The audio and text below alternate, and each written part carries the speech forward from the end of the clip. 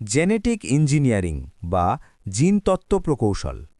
Genetic ইঞ্জিনিয়ারিংয়ের অর্থ হল জিনতত্ত্ব প্রকৌশল। কোনো জীব থেকে একটি নির্দিষ্ট জিন বহনকারী ডিএনএ পৃথক করে ভিন্ন একটি জীবে স্থানান্তরের কৌশলকে জেনেটিক ইঞ্জিনিয়ারিং বলে। জেনেটিক ইঞ্জিনিয়ারিং মূলত ট্রান্সজেনিক বা উন্নত বৈশিষ্ট্যাধারী উদ্ভিদ ও প্রাণী সৃষ্টিতে কাজ করে। প্রাণী ও উদ্ভিদের ক্ষুদ্রতম একক হল কোষ। কোষের প্রাণকেন্দ্রকে বলা হয় নিউক্লিয়াসকে। এই নিউক্লিয়াসের ভিতরে বিশেষ কিছু প্যাঁচানো বস্তু থাকে, যাকে বলা হয় ক্রোমোজোম। ক্রোমোজোম জীবের বিভিন্ন বৈশিষ্ট্য বহন করে থাকে। ক্রোমোজোমের মধ্যে আবার চেইনের মতো প্যাঁচানো বস্তু থাকে, যাকে বলা হয় ডিএনএ। এই ডিএনএ অনেক অংশে ভাগ করা থাকে। এর এক একটি নির্দিষ্ট অংশকে বলে জিন। যে পদ্ধতিতে এক জীবের কোষ থেকে ডিএনএ অন্য জীবের ডিএনএতে স্থানান্তর করা হয় তাকে রিকম্বিনেন্ট ডিএনএ প্রযুক্তি বা জিন ক্লোনিং বলে। জেনেটিক ইঞ্জিনিয়ারিংয়ে গবেষণার মাধ্যমে যখন একটি জিন পরিবর্তন করে সেখানে অন্য জিন লাগানো হয়, তখন তাদেরকে একত্রে রিকম্বিনেন্ট ডিএনএ বা আরডিএনএ প্রযুক্তি বলে। এসব আরডিএনএ সমৃদ্ধ জীবকোষকে বলা হয় জেনেটিক্যালি মডিফাইড অর্গানিজম বা জিএমও। ১৯৭১ সালে বিজ্ঞানী পল বার্গ প্রথম রিকম্বিনেন্ট ডিএনএ অণু গঠন করেন। এজন্য পল বার্গকে জেনেটিক ইঞ্জিনিয়ারিংয়ের জনক বলা হয়। জেনেটিক ইঞ্জিনিয়ারিংয়ের সুফল কৃষিক্ষেত্রে জিন প্রকৌশলীরা শৈত্য প্রতিরোধক এএফ জিন পৃথক করে ও অন্যান্য ফসলের সংস্থাপিত করে শৈত্য সহনশীল টমেটো ও অন্যান্য ফসলের জাত সৃষ্টি করেছেন। বর্তমানে সুপার রাইস বা গোল্ডেন রাইসের চাষ শুরু হয়েছে।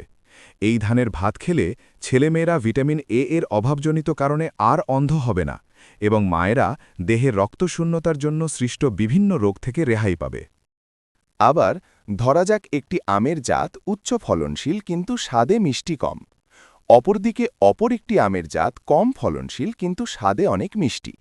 এক্ষেত্রে জেনেটিক ইঞ্জিনিয়ারিংয়ের সাহায্যে উচ্চ ফলনশীল আমের জিনের সাথে মিষ্টি আমের জিনের সংমিশ্রণে নতুন বৈশিষ্ট্য সম্পন্ন উচ্চ ফলনশীল ও মিষ্টি আম উৎপন্ন করা যায়।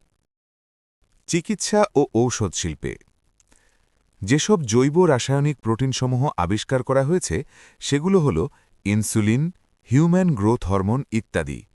ইনসুলিন ডায়াবেটিক রোগের চিকিৎসায় ব্যবহৃত হয়। কোলাই ব্যাকটেরিয়া থেকে ইনসুলিন তৈরি, ইস্ট থেকে হরমোন তৈরি ছাড়াও ভাইরাসজনিত রোগ, এইডস, ক্যান্সার ইত্যাদির চিকিৎসায় জেনেটিক ইঞ্জিনিয়ারিং ব্যবহৃত হচ্ছে। ইতিমধ্যে ট্রান্সজেনিক ভেড়া উদ্ভাবন করা হয়েছে। এর প্রতি লিটার দুধে ৩৫ গ্রাম পর্যন্ত হিউম্যান আলফা অ্যান্টিট্রিপসিন প্রোটিন পাওয়া যায়। এ প্রোটিনের অভাবে এমকাইসেমা নামক মারাত্মক রোগের সৃষ্টি হয়। উন্নত জাতের গরু, ভেড়া, হাঁস, মুরগি উৎপাদনেও ভূমিকা পালন করছে। মাগুর, কই, লইট্টা এবং তেলাপিয়া মাছে স্যামন মাছের বৃদ্ধি হরমোনের জিন স্থানান্তরের মাধ্যমে এ সকল মাছের আকার প্রায় ৬০ ভাগ বৃদ্ধি করা সম্ভব হয়েছে। ফরেনসিক টেস্টের ক্ষেত্রে সেরোলজি পদ্ধতিতে রক্ত, বীর্যরস, মূত্র, অশ্রু, লালা ইত্যাদির ডিএনএ অথবা অ্যান্টিবডি থেকে ফরেনসিক টেস্টের মাধ্যমে অপরাধীকে শনাক্ত করা হয়। আবার মানবদেহে ক্ষতিকর জিনকে অপসারণ করে সুস্থ জিন প্রতিস্থাপন করা যায়। একে জিন থেরাপি বলা হয়। ড. মাকসুদুল আলম ছিলেন একজন বাংলাদেশি জিনতত্ত্ববিদ। ২০১০ সালের মাঝামাঝি সময়ে সফলভাবে উন্মোচিত হয় পাটের জিন নকশা।